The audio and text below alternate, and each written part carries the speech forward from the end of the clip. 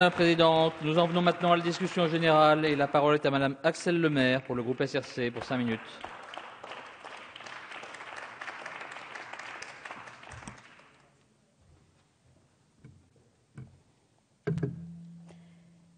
Monsieur le Président, Madame la Ministre, Monsieur la Rapporteur, pardon d'être ironique, c'est pour vous faire tester l'effet que ça fait. Mes chers collègues, en l'espace de quelques années, les droits des femmes ont connu une avancée spectaculaire. Dans un temps pas si lointain, cela a été rappelé, les citoyennes françaises n'avaient pas le droit de voter, pas le droit d'exercer une activité professionnelle sans l'accord de leur conjoint, d'ouvrir un compte en banque ou d'exercer l'autorité parentale sur leurs enfants, puisque le chef de famille, c'était lui, c'était l'homme. Jusqu'en 1975, elles risquaient d'être poursuivies pénalement pour avoir mis un terme à une grossesse non désirée. Elles mettaient leur vie en danger pour choisir la vie qu'elles voulaient mener. Quel progrès accompli en si peu de temps. Alors, au nom de quel besoin vouloir aujourd'hui encore une nouvelle loi sur l'égalité entre les femmes et les hommes? Eh bien, le progrès a ralenti. Il s'est heurté à un plafond que l'on voit peut-être moins, mais qui est toujours là, parce que les chiffres persistent, malheureusement, parce qu'en dépit de tous les efforts, en particulier législatifs, la société est parfois rétive, les forces conservatrices et régressives se redressent, les reculs enregistrent des percées nocives. Simone de Beauvoir disait « On ne naît pas femme, on le devient ». Eh bien, en France, encore aujourd'hui, parfois, on ne naît pas forcément inégal, mais on continue de le devenir. Quelques chiffres suffisent à le rappeler.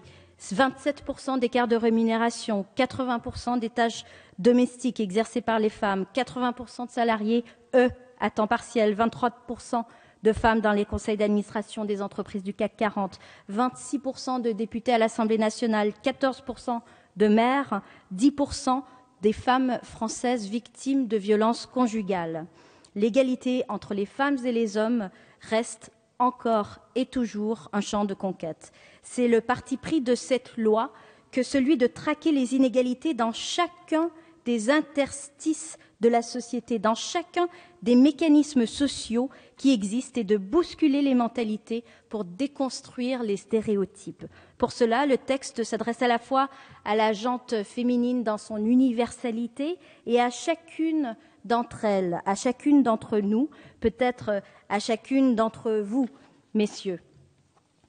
Alors, la loi s'adresse par exemple à la femme salariée. Je suis une femme salariée, désormais heureuse que mon conjoint soit protégé du licenciement, qu'il puisse partager le congé parental, qu'il puisse m'accompagner dans ma première échographie.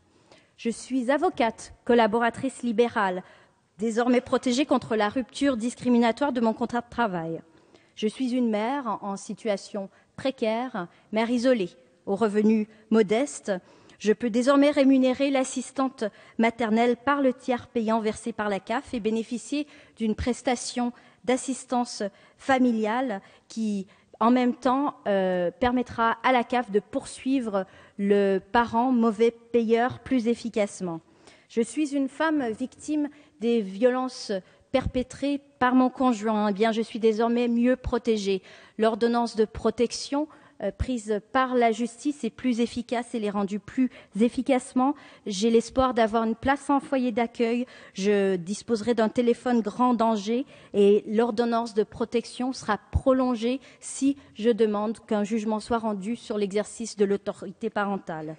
Je suis étudiante à l'université et je suis prise dans les filets de mon enseignant harceleur. Eh bien, une procédure m'est désormais ouverte pour mettre un terme à ces pratiques. Je suis une femme étrangère et j'ai peur.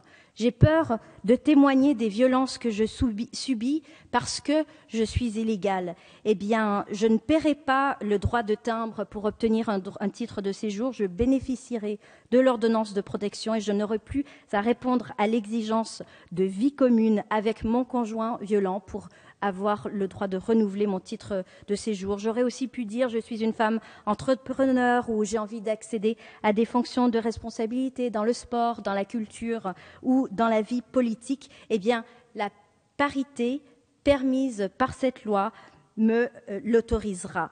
Car cette loi parle à tous, à toutes, protège les femmes et les libère. J'ai entendu les détracteurs du texte.